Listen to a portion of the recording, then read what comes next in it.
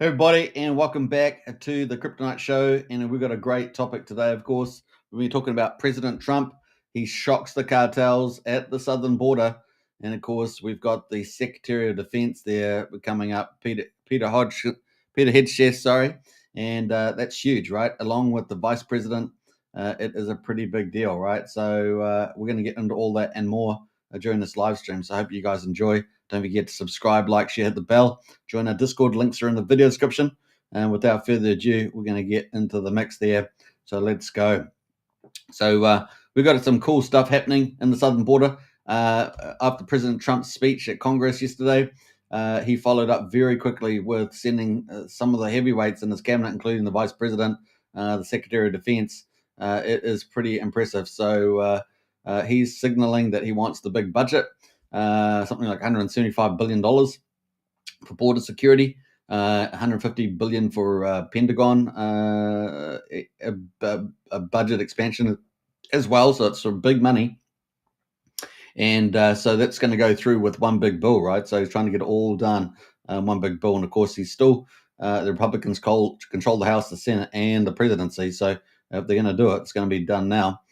So that's very exciting to see that. So some big money. Estimates are that if he wants to get rid of, all the illegal aliens in the United States over the Biden period, maybe somewhere upwards of 10 to 13 million people, that could cost about 88 billion a year, based on some estimates. Of course, as they get better and better at it, and they unite all the different departments of the United States, that would probably get cheaper and cheaper as they move forward. So it's going to be pretty interesting to see how that unfolds over the next 4 years as well. Now, remember, they've all broken the law, right? Illegally entering the United States. But of course, he's focused on the worst of the worst so far. And of course, has made something like 35 to 40,000 arrests, somewhere in that ballpark so far, or apprehensions. And of course, border crossings are down over the border, down by about 98%, 99%, or something like that. So there's only very low amounts coming through. I think last week there was only about 8,000 altogether. So some pretty big successes there already, and now followed up with having the Vice President and the Secretary of Defense and others go down to the border. Pretty impressive. So we're going to check out some of the videos that are out there at the moment. Of course, with the Vice President going down to the southern border. And we can see someone here with the Vice President there, meeting with the Air Force, I guess, and military, and many other people there at the airport going down to the southern border. So pretty impressive stuff. And these guys are serious. The Trump administration is serious about the border and immigration, as well as getting that budget through. $175 billion. So far, it got approved in February with the initial resolution, as I understand it. They're trying to get it through the official Congress budget. So it's going to be interesting to see that play out. Got to feel pretty good about it. And of course, a big signal after yesterday's speech is that he sent the Vice President, the Secretary of Defense, and others down there. So it is a big deal. So that is pretty awesome. And meanwhile, we've got Tom Homan, of course, out and about collecting up all these illegals, and particularly criminals that are in the United States, and getting them off the streets, getting them out of America, and of course punishing them if they should be punished. So it is hitting pretty good. And of course, these guys are pretty serious about all these things. As you can see, the Vice President of the United States is even involved in spearheading this. So pretty impressive stuff here. As Vice President J.D. Vance goes to the southern border. And this is a video that posted earlier today. So pretty important there. He's also obviously taking Lent there as well on his way, on his trip to probably safeguard them, I would say. So pretty important stuff happening there. Now, obviously, in the United States, they've got serious issues with crime from illegal immigration, and they're trying to deal with it, right? And the people are pretty happy about it in the United States. We see that Trump and J.D. Vance both having record favorability. And of course, the speech yesterday was something like 78% favorability for Trump's speech in Congress. So it's pretty important there. And some of the numbers are pretty big, obviously, for border control, border security, $175 billion. That is what's going to go through, plus 150 billion for Pentagon. Pretty big money. And I imagine once these guys get their departments working, set up properly and working pretty seamlessly, the numbers are going to start to really climb. So, let's see where they end up with how many people they can get out over 4 years. So it's going to be pretty crazy to see that. So pretty amazing. Now, we saw that they already had pretty early successes when Trump got into power on the 20th of January. And by the 3rd of February, had already arrested about 6,000 illegal immigrants through the Department of Homeland Security, the DHS. And that was deported and removed to 121 countries. Just shows you how many people are trying to get into the United States. Just so many countries trying to get in. And of course, some of those people include, potentially terrorist cells, cartels and gangs, and many others. So pretty bad stuff there. And at the one month mark after the 20th of January, but about the late February, after about 1 month, they had pretty much arrested over about 20,000 illegal immigrants there in Trump's first month. So it was a pretty good start, and a lot of those were the worst of the worst too. So which is pretty good. So they really started to climb the numbers. So it's pretty exciting to see where all this is going to head, and they're really only going to start ramping it all up, right? So we probably had about 35,000 arrests so far in the mix there for Trump. So started off pretty well. That leads us on into Trump. Once the vice president and that got to the border, they ended up going to Texas and going through Eagle Pass on a helicopter, looking at the border in person. So we'll have a look at that as well. You can see a helicopter there just coming back from that tour over the border at Eagles Pass there with the Vice President and the Secretary of Defense and Homeland Security Gabbard as well and the helicopters. So pretty impressive stuff. This is the United States. I mean, it's the most powerful military in the world, and you've got all the big guns there. It's pretty crazy going down to the border there. So Trump is extremely serious about this. And it's pretty amazing to see, right? Pretty amazing to see that. And you can see the helicopters coming in right now, back from that tour of the border. So very serious stuff happening in the United States. Really, really cool.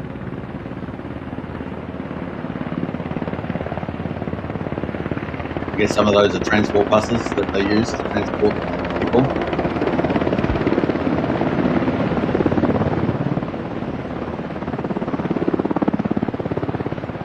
Pretty neat. This stuff we don't generally see down in New Zealand here. This sort of activity. Obviously, the United States is so powerful. It is pretty crazy to see. A couple of helicopters went through the southern border there, Eagles Pass to Texas, and now they've come back from that tour.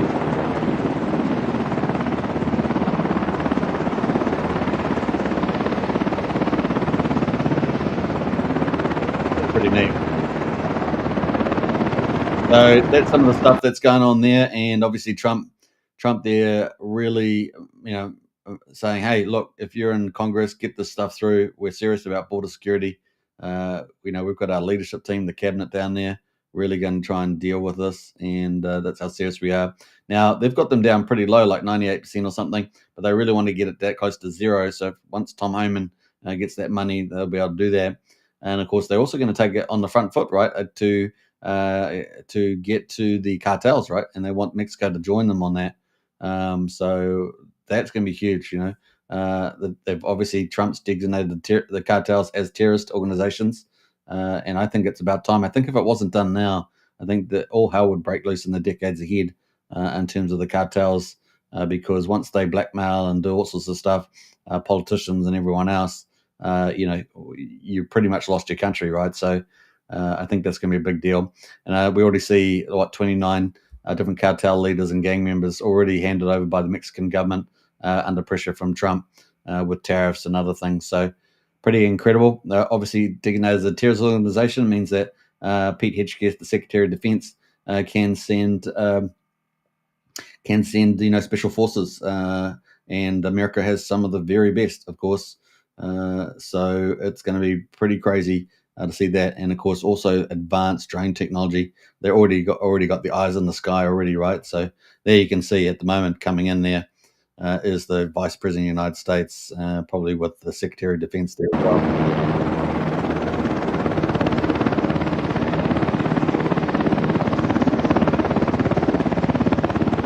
that there's after they've done their tour of the border in Eagles Pass in Texas.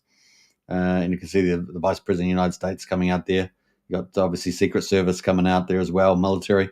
I mean, this helicopter is pretty chock full of dignitaries and special forces, basically. In terms of some of these guys, pretty crazy. Now, I don't think there's anyone Delta Force there, maybe, but definitely Secret Service and military there, taking them to see the southern border. So very, very sick. Just the next day after Trump does a speech, and this is how serious Trump is about it. It's very impressive. This is real leadership. People see this leadership as a big deal. We see that countries around the world now, Trump's mentioned it. He's got like 20, 30 leaders of the world all trying to contact him, all trying to get on board because they all want to get a seat at the table, right? And of course, at the moment, Trump's created a state of confusion, which is where typically you make the best deals, right? You create a state of confusion, you can then reorganize the world order.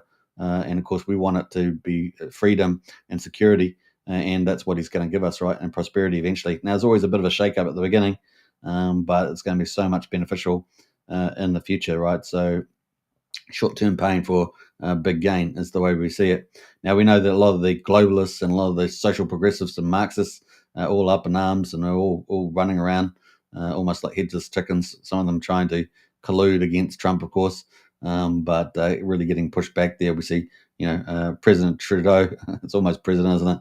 Prime Minister Trudeau there, who's actually, hopefully we're going to have elections there within the next 30 days or so, but he's basically running Canada as a dictatorship at the moment. So it's going to be interesting to see where all that heads, and he's trying to be, big boys pants and push back. We also see some of the state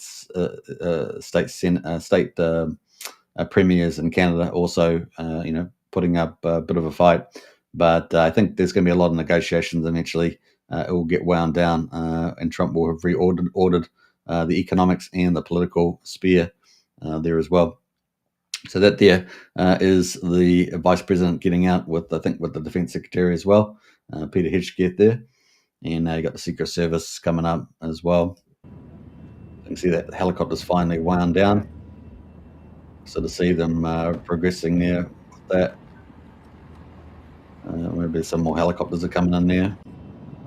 You can see the vice president still sitting in helicopters waiting for the fins to stop flying around. Just chilling out there in the helicopter there, just pushing through that. They're just getting out now, the vice president. And I think, the defense secretary just getting out as well on the back left there as well, Peter Hegseth. So pretty cool. So that's what they did. They flew down the southern border straight after President Trump's speech, and then making a big signal there that they want to deal hardcore with security and safety and immigration.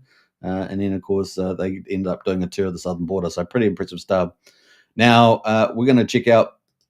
I'm going to check out after they did that tour, or around that time, they also did a big meeting, press release. They had a big meeting, and then they had a big press moment with the press to answer questions, which was pretty cool. So we're going to check out some of that. I'm probably going to stop it on the way and talk about different things that they bring up. So.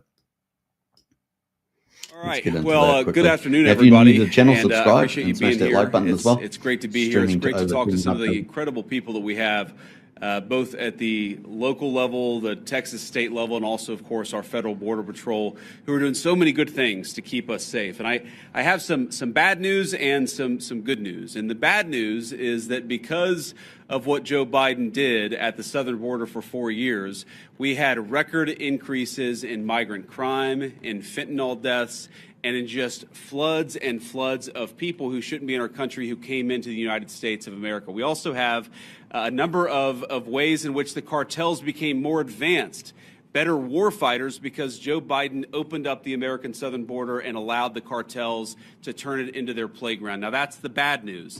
The good news is, as President Trump said last night at the State of the Union, it turns out we didn't need new laws. We didn't need fancy legislation. We just needed a new president of the United States, and thank God that's exactly what we have. And I will say that the most heartening message that I take away from my visit here at the Texas border is the number of Border Patrol agents who have come up to me and said thank you, or said because of this, we've cut the number of border crossings from 1,500 a day to 30 a day. Or the people who have come up and said we've seen a reduction in 85% of the number of people who are dying at the American southern border. And every single day that we continue to keep this border safe, that means less migrant crime, that means less fentanyl coming into our communities, that means more safety and security for the people of the United States of America. And of course, we know the border problem, the border crisis under Biden's administration was a national crisis, but it acutely affected the communities right here. And I've already heard heartbreaking stories of people who are still picking up the pieces, local mayors who are still dealing with the budgetary consequences of what the Joe Biden administration allowed to happen at the American southern border. And that, too, is something that President Trump is going to help address, help fix, and help solve. Now, I wanted to bring Secretary. So some really important things there, obviously, about the border, getting it down, from 1,500 captures to maybe 30 or 40 a day. So they really are making incredible progress there. Particularly shout out to Tom Homan, who's working on that as the borders are. But this is also kicking costs down the road. It's better to spend costs on keeping all the people out, because they're just going to have costs kicked down the road into lots of fraud and Social Security and other things that they try to get and things as well. And of course, crime and all the other issues that are really bad. And of course, they're all going over illegally, right? There is a legal way to get into the United States. I would think from memory, there's about 1 million or so people get through the United States illegally, and they have to line up for that, right? They have to line up for that. So that is where the people should be getting into. I mean, I know that in my country, that's definitely the case. And then, of course, then you can deal with the issue of legal immigration by itself. Of course, we have a lot of governments that don't campaign on immigration, but they just run through policies which are typically run through the United Nations, right? They're running basically UN policies of replacement and things like that. But the United States, they still have a lot of control if they want to have it over the immigration. And Director Gabbard at DNI down here, because one, I obviously enjoy their company, and it's good to have them down here with me looking around today. But unfortunately, we know that because of what's happened, the border crisis has become a matter of national intelligence, and it's also become something that requires the Department of Defense to engage with. I was talking with Paul Perez earlier. The drone technology that the cartels are using requires, unfortunately, a military response and military support. So it was important for Secretary Hegseth to see what's going on, because we know that the millions and millions of people who were let in over the last 4 years, many of them are connected to foreign terrorists. It's important for our leader of national intelligence to get a sense of what's here on the ground. So questions from the press, and all of us are willing to take questions. I want to give Secretary Hegseth and then Director Gabbard an opportunity to say a few words themselves. Mr. Secretary. Well, Mr. Vice President, thank you very much for inviting us. It's great to be here with you, with the director, with our fellow friends in civilian clothes and in other shades of green. This is a demonstration of a true partnership on the southern border. As President Trump has made clear on the campaign trail and from day one and last night, border security is national security. And from the Defense Department, we've watched for a couple of decades other people's borders being secured while ours was open for an invasion of drugs and of violence and of chaos for American communities. That stops under President Trump. And the Defense Department has assets that we can bring to bear, not just troops, not just surveillance, not just equipment, but actual planning and capabilities that enhance what Border Patrol is already doing, which is why it's been incredible to hear from our partners about what we've been able to allow them to do, facilitate them, and we've seen it in the numbers. 98% drop in crossings on the southern border. We're not yet at 100% operational control, but we are on our way, because that is the mandate that the president has given us. So more resources are coming to this border. We are dedicated to securing it. That's the reason for our trip and our partnership. And I want to thank all the men and women who've been doing it recently in uniform, who have been doing it a long time right here, have dedicated their lives to securing the American people. And at the Defense Department, we are committed to continuing to being a big part of it. So, Mr. Vice President, thanks for having us. Absolutely. So, I mean, that's pretty important there. You got the Defense Department now fully involved and can command and control over the southern border to get that down to zero. They currently got it down 98%, which is pretty incredible with only 5 weeks. And they want to get that to pretty much down to zero, lock it right down. So that's really interesting that he said all these other capabilities, but then he talked about pretty much planning, and that's basically command and control. So that is like basically a battlefield, and that's really, really interesting. So they've really gone to the nth degree. Now, before that, of course, J.D. Vance, the vice president, was talking about the advanced drones that the cartels have got access to. Well, those indicates that the military is also going to probably use advanced drones, which are obviously way more advanced, but also special forces and other armed forces to bear, including Delta Force and things like that, to address the cartels and then now they've been designated as terrorists, and of course getting rid of those is going to be a pretty big deal, right? And that's basically a whole battlefront. So now you got this command and control kind of idea mixed in with these other departments like Homeland Security. It is pretty exciting to see where this heads. And of course, don't forget that all these cartels, there's some of the most wicked cartels in the world. And of course, they basically, a lot of people that come through, they either, they enslave basically, and that includes a woman and children. You have to pay a certain amount of money, and you get to the other side, and then you basically slave you and work in some underground sweatshop or something, or sex trade and things like that. There's lots of terrible things, and that just goes hidden in the United States where people don't care, right? And all this bad things happening to a lot of people. Also, 1 in 3 women get sexually raped or affected going through the border too. So there's lots of that sort of crime, and of course other terrible things that happen as well. And obviously all the drugs comes through, and of course all the high-end murders come through, some terrible stuff. So there's so many things. And then of course when they get into the suburbs, they cause crime, they have different values, all sorts of stuff. So it really is pretty important. And now Trump's got basically a full military setup being set up. So it's in progress, but it's happening pretty fast, as you guys can see. Pretty exciting there. Thank you. Great. Now, Director of National Intelligence, Tulsi Gabbard. Tulsi. Thank you, Mr. Vice President, for your leadership in bringing the country's attention to what has been happening here at the border and the significant change that has already occurred under the short time that President Trump has been in office. Really, what you're seeing here today and what you'll continue to see is a unified effort across President Trump's national security team, the Department of Homeland Security, towards our mission, which is to ensure a safe, free, and prosperous society for Americans. As Director of National Intelligence, there are a number of areas where we are focused. The President talked about in his speech, over 21 million people have come across our borders illegally under Joe Biden's administration. There are many of them that we don't know who they are. They have not been vetted. We don't know where they are. I'll give you one quick example of one of the problems that we are getting after. From Central Asia, there were over 4,000 people who came across our borders using an ISIS-affiliated network. Our National Counterterrorism Center went through and identified those individuals. There were hundreds of them who were either known terrorists or associated with known terrorists. That information was provided to the Biden administration. You may remember in some of the news, a little over 100 of those people were arrested in 2024.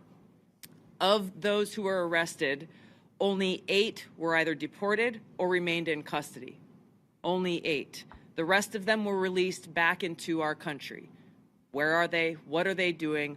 What may they be plotting? This is just the beginning. There are many, many areas that we need to stay very focused on, working with the Department of Homeland Security, working with the FBI to ensure that we're keeping the American people safe. Our Counterterrorism Center is working on making sure that we have that single source for vetting so that we can figure out who is actually in our country and identify those who pose a threat and get them removed.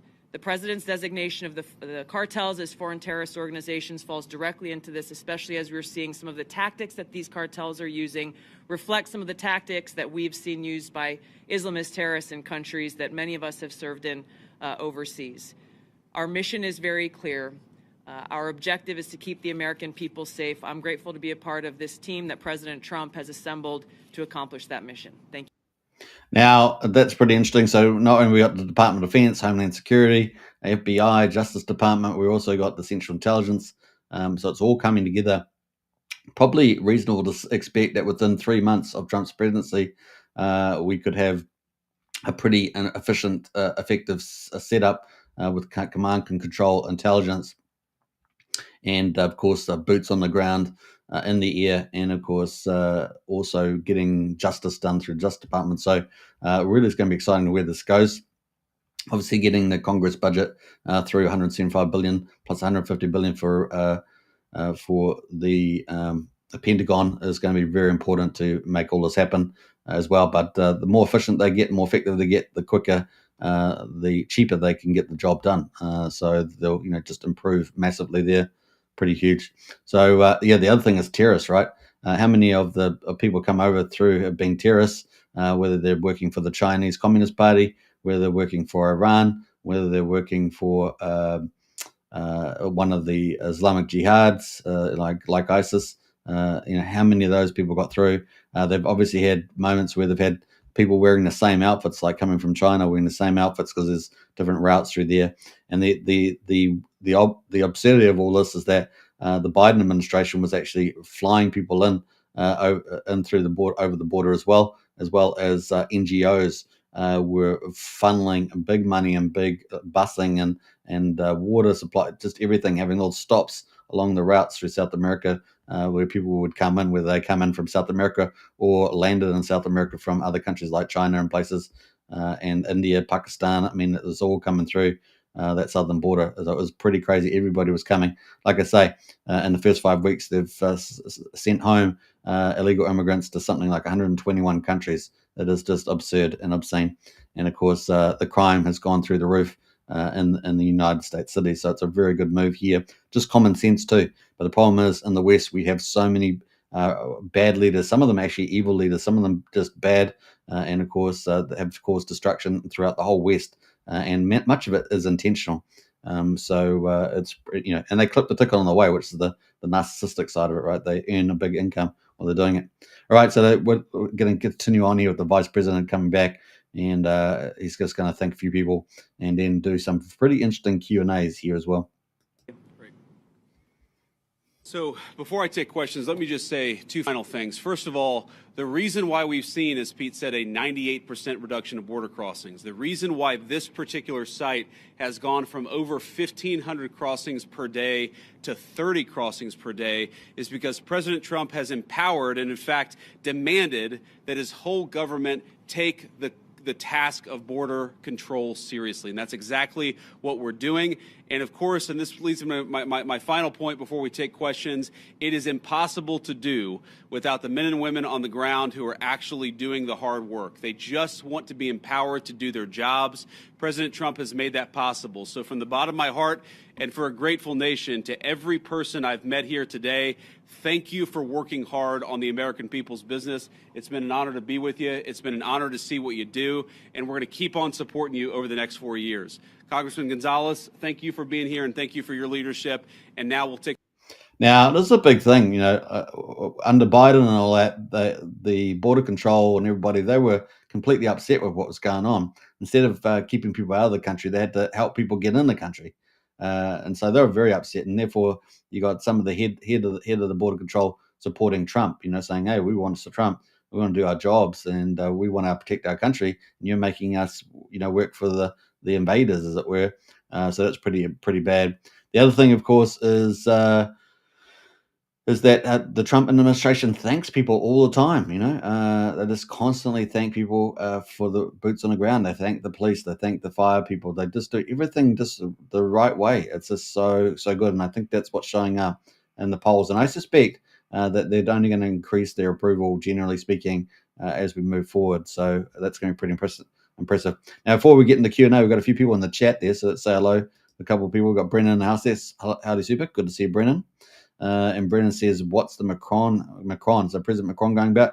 Yeah, so I posted a video earlier today from President Macron talking about militarizing not only France, but also getting other countries in Europe to militarize, using Putin and Russia as the boogeyman, and saying that they need, Europe defense. So they're just scaremongering the people. Like I said, they also post certain numbers that are their own projections of military expansion. But of course, Russia's actually having, even though they are producing a lot of weapons compared to Europe, of course, because they're militarized, they're in a war economy.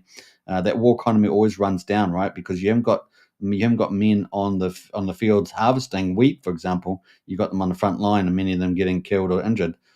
So you can only do that for so long, and that's why one of the reasons that Putin, after 3 years of war there, is wanting to get peace there as well. So Putin's already tried to get peace at least twice through the Americans and the Europeans, and both times were denied. The first time was a response to previous stuff. So in December 2021, January 2022, Foreign Minister Lavrov and Putin were both petitioning the US, hey, what are you doing? And they were talking to the Foreign Minister Blinken at the time.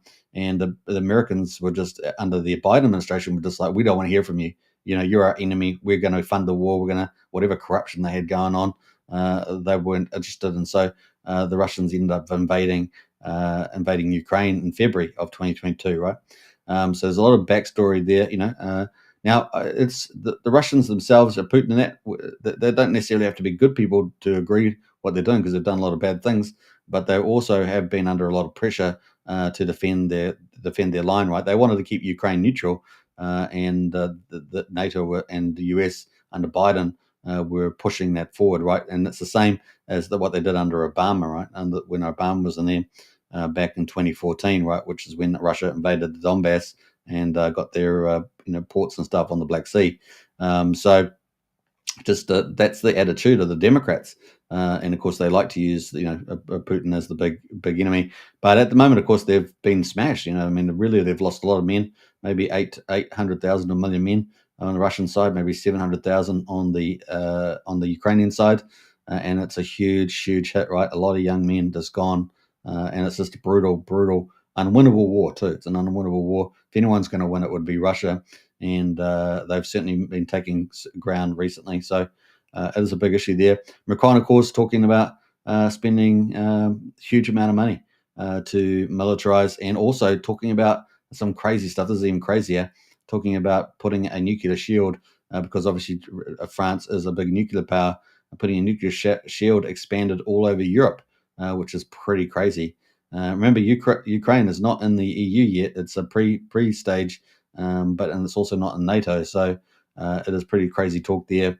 Just like talking about putting troops in the Ukraine. That's just silly too.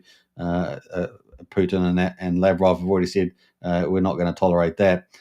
So that's not going to be part of any peace deal either. And that's why Trump's really gone for this economic deal around rare earths. Now, there's no provable rare earths in Ukraine. There's provable minerals like lithium. They've been proven up by American companies, but rare earths is a bit of a question mark there.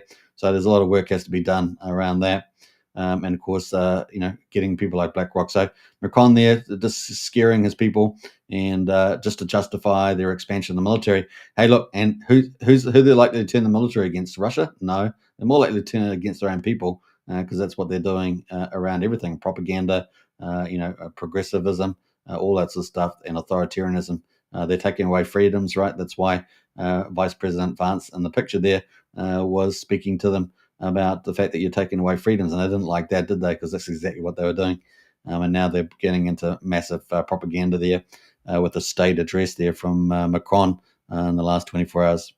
Well, that's crazy from Macron, yeah. But typical behaviour. We saw a softer approach with the same idea from Prime Minister Starmer, right?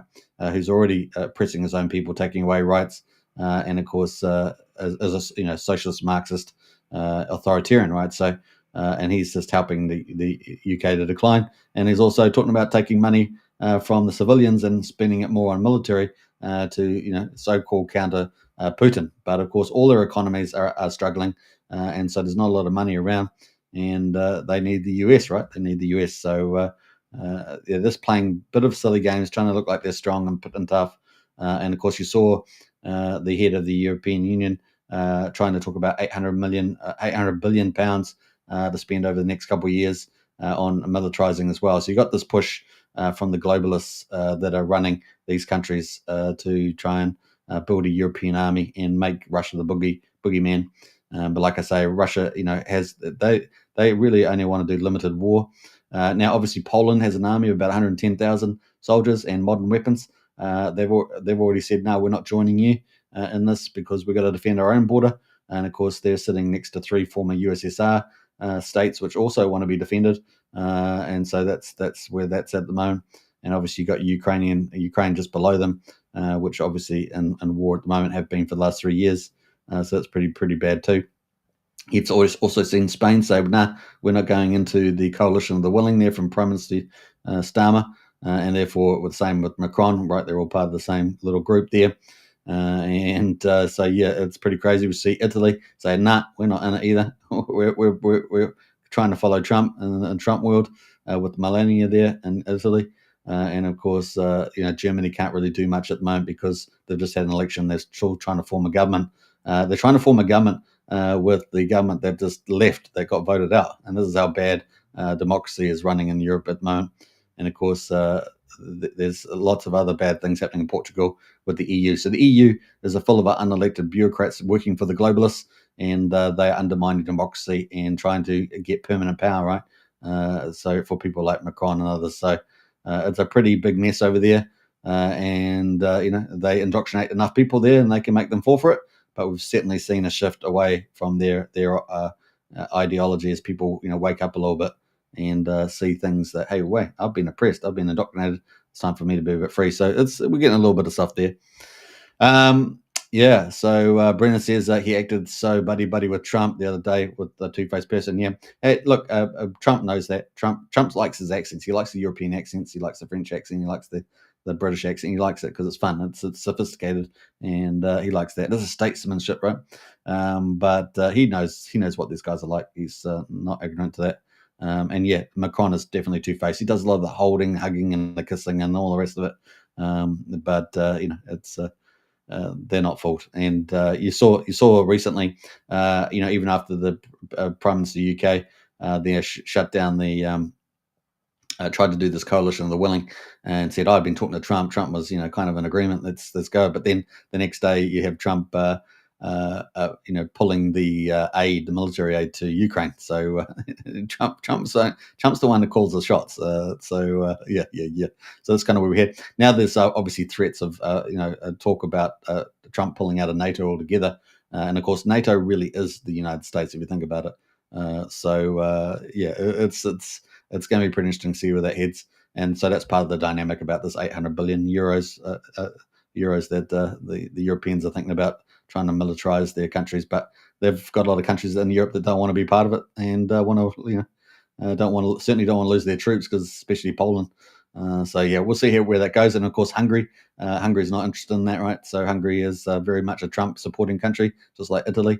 And of course, we may see in the future in France whether France can actually be saved, because France is split into 3 different main groups. So it's very difficult. You got the sort of the liberal globalists, and then you got the social Marxists, and then you got the right. And so we'll see how that goes in the future. So that's kind of things that are happening over there. And man, I'd hate to be over there, to be honest. I mean, there's some great people and great countries and great beautiful things, but there's also bad decline, right? And bad violence and jihadis and all that sort of stuff.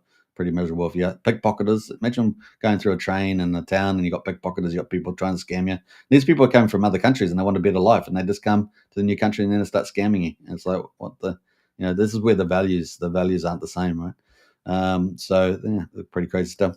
Now, obviously, Trump's trying to clean that up on the border, trying to get people with the same values coming in. And of course, I talked about the gold card there as a way of getting high valued people into the United States. We've got Mayflower in the house. Keep up the great work, Superman. You are a true hardworking member of the RH ecosystem. It's not easy when you do what you do night after night. You have my thumb up all the time. God bless, strength and honor. Hey, thanks for that. Appreciate that. And likewise, thank you. All right, so let's get into the Q&A from this section as we continue on with the Trump there, shocking the cartels. This is a fully military operation now with the Department of Defense in there. Pretty awesome. Some questions from reporters. Sir. So, as you guys have been exemplifying for today, that border crossings are down. A lot of attention has been turned to the interior, since obviously there's been a lot of illegal immigrants.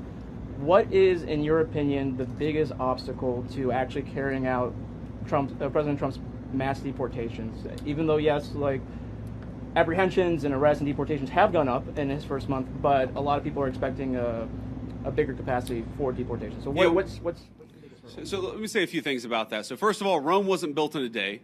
And we have seen pretty significant increases in deportations and apprehensions and arrests. But we have to remember that President Biden gutted the entire immigration enforcement regime of this country. We are trying to rebuild so that we actually empower people to enforce the immigration laws of the American people. It is common sense. That's another important part there, is that, Biden, not only was he letting everybody come in, he was flying them in, helping the NGOs and all that, but he was also, gutting the troops and the enforcement officers that were doing it as well. Just a complete traitorship. This is the President of the United States betraying his own country. It's unbelievable. It's what the American people want us to do.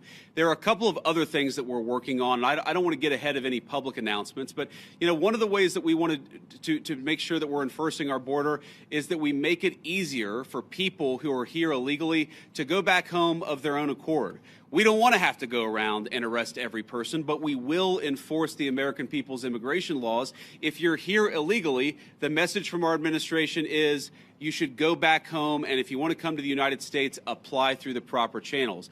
That's an important thing that we're doing. And the final thing is this costs money. One of the most important parts of the president's reconciliation priorities is, of course, tax reform on the one hand, and on the other hand, making sure that we get proper resources so that we can pay for the flights, and we can pay for the detention centers, and we can pay for all the components necessary to ensure that we're re-migrating illegal immigrants back to their country of origin. I guarantee it is a part of the president's priorities. We'll keep on working on it. We've made a lot of progress, but we're going to keep on working on it over the remainder of the president's term. Yeah, go ahead. Mr. Vice President, I want to ask you about border wall and tariffs. But first, on the border wall, how do you and the president... Could you say your outlet, by the way, when you guys ask questions? Yeah, Reagan Reese, Daily Caller. Thank you. How do you and the president define success this term with the border wall, and how much of the southern border wall needs to be walled off before Trump leaves office? Well, look, I think the president's hope is that by the end of the term, we build the entire border wall. And of course, that's the physical structure of the border wall itself. But we even heard today, there are so many good technological tools, so many great artificial intelligence enabled technologies that allow us, for example, a camera, not a person, but a camera picks up somebody 2 miles away who's about to come across the southern border. Maybe it's livestock, right? Maybe it's a critter in the desert. Maybe it's a human being with a weapon on their back. We're using artificial intelligence to make us better at the job of border enforcement, but we've got to make sure that technology is deployed across the entire American southern border. We're going to do it as much as we can, as broadly as we can, because that's how we're going to protect the American people's security. Yeah, go ahead. Last time they were paused because they deployed 10,000 troops to the border. What can they do this time to make the tariffs go away? Well, what the president has said is we need a sustained commitment from the government of Mexico to take the job of border security seriously. Fentanyl is the single largest cause of death among young Americans, and we know that a substantial portion of it is, the precursors are made in China. They come to Mexico, they're manufactured in Mexico and brought across the border by the Mexican drug cartels. We want to see fewer Americans dying of these terrible fentanyl overdoses when we're going to apply as much leverage as possible to the Mexican government as possible. In some ways, look, the president obviously cares deeply about the American people. He serves the American people first. I actually think he's doing a huge favor to the people of Mexico, because if they don't get control of these cartels, the people of Mexico are going to wake up in a narco state where the cartels have more power than their own government. President Trump is trying to help. The Mexican government needs to take this issue of immigration enforcement seriously. All right, so that was under Biden. That's where the United States was heading as well, is that the United States was going to, well on its way to becoming a narcotic state, is also So America's really been staved by Trump coming in now, and it really would have been past the point of no return after another 4 years of that. So that's really important. The first thing, of course, is they've got to tighten the border up, and they're doing that. That's the first one. And the second one is that they got to deal with all the cities. They're trying to arrest people. So Tom Homan there is trying to, get rid of all these bad gangsters and everyone else, and shut down things domestically. But also, trying to get the Justice Department and other people going after some of the people that have been set up and who might be politicians, police or anyone else that's been compromised by the cartels. So there's all that stuff to be cleaned up as well, because you've got to break the networks up, right? You got to break the networks up there, and we're already seeing a lot of Democrats, mayors, and people that's trying to get around ICE and all this other stuff. But of course, federal law does trump state law for most of the part. So it's going to be interesting to see that. And then thirdly, the United States is definitely going to take it on the front foot, right? They're going to go and try and clean up, get the Mexico to agree. We want to take out your cartels. It's going to make Mexico a much better place to live if you haven't got cartels threatening you. Maybe you got a shop in Mexico and you have to pay money to the cartel just to operate the shop. Then if you can get rid of the cartel, then there's no one to come around and collect the fee for running your shop, right?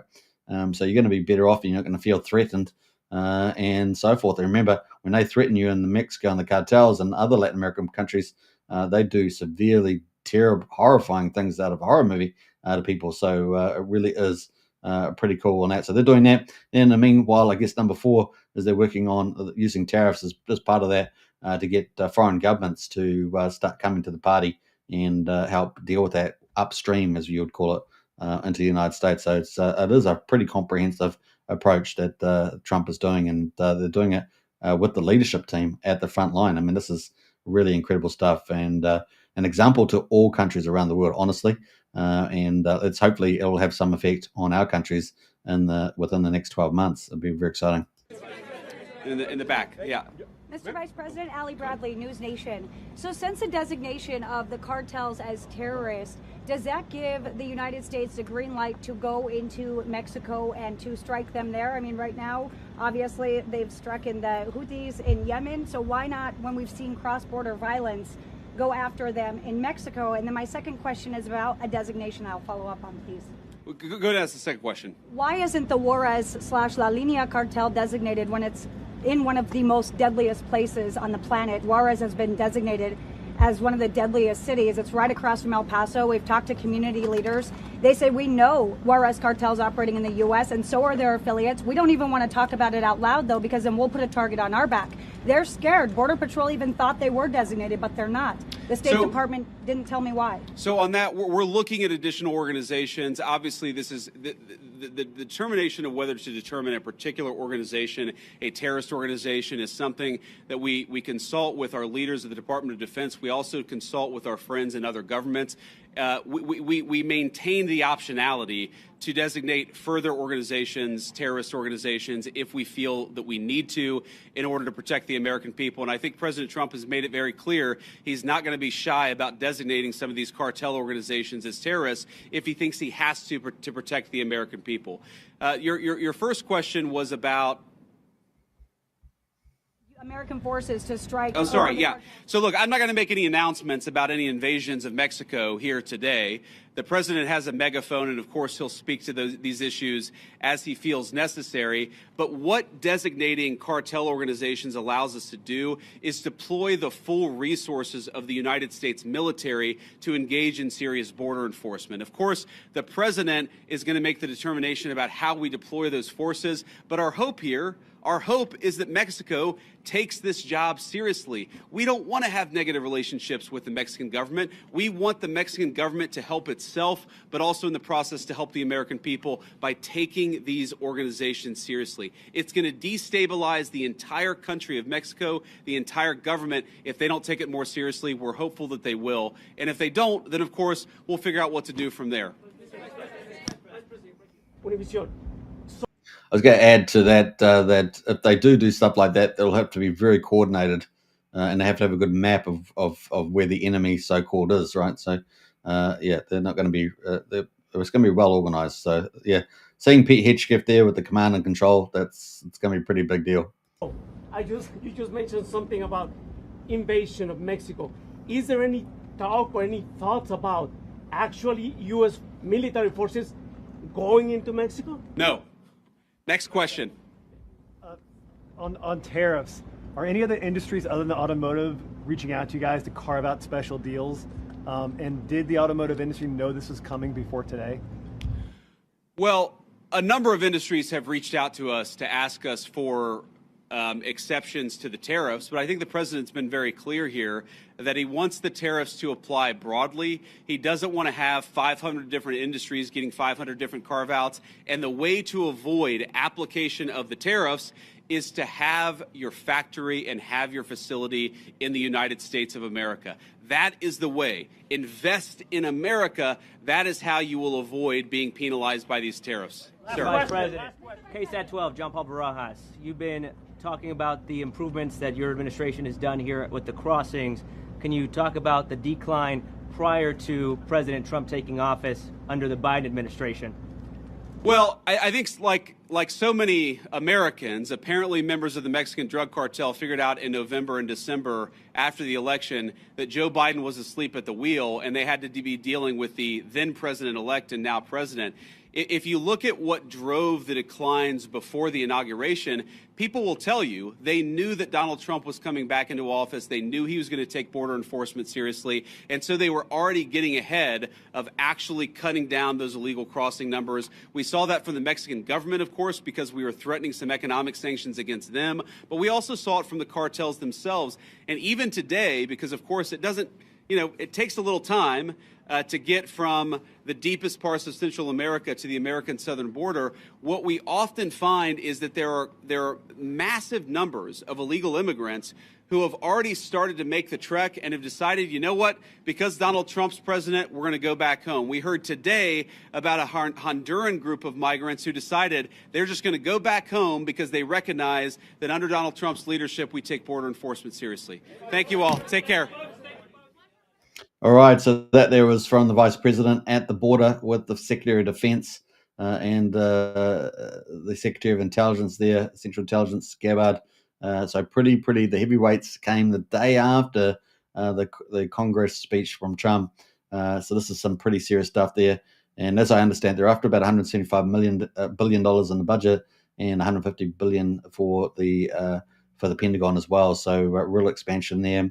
And like I say, as they get organized, but it might take them a couple of months to get fully organized with the command and control. It will be pretty impressive what they'll be able to achieve, get their bang for their buck. So the cost forecasts that are out there should come down quite a bit as they get better and better and better. And of course, if they've got these voluntary incentive programs, they'll probably get quite a few people taking up those options rather than facing the law as well. So I think it's heading pretty well in the right direction. So that was pretty much our coverage there today, 53 minutes on the hour. So I hope you guys enjoyed that. It is pretty impressive what Trump is doing there, and it's going to save a lot of lives. Now, I wish we had that in New Zealand. I think that we don't have illegal immigration because we've got a big ocean around us, and we're at the bottom of the world, but we have illegal immigration, and it's at record levels, and it's we've got a lot of very inferior cultures coming into our country. So we're hoping that we get some fixes up there. The same thing, ironically, is happening in Australia as well, because the reason why it's happening in both countries is because it's coordinated, right? It's coordinated with the United Nations and their replacement plan that they're running. So we get similar trends in the last 2 years, the same trends we're seeing in Australia. Yeah, we pretty much had the best country in the world, and we're in big decline. We've got a beautiful country, but socially it's going to be really in decline big time. So wish us luck down here. And hopefully the Trump effect will help lift all boats, right? Help lift all boats. We got Brennan in the house says, cheers, super. You're most welcome. Thanks very much, Brennan. Appreciate it. And I'll catch you guys on the next live stream. Take care, everybody.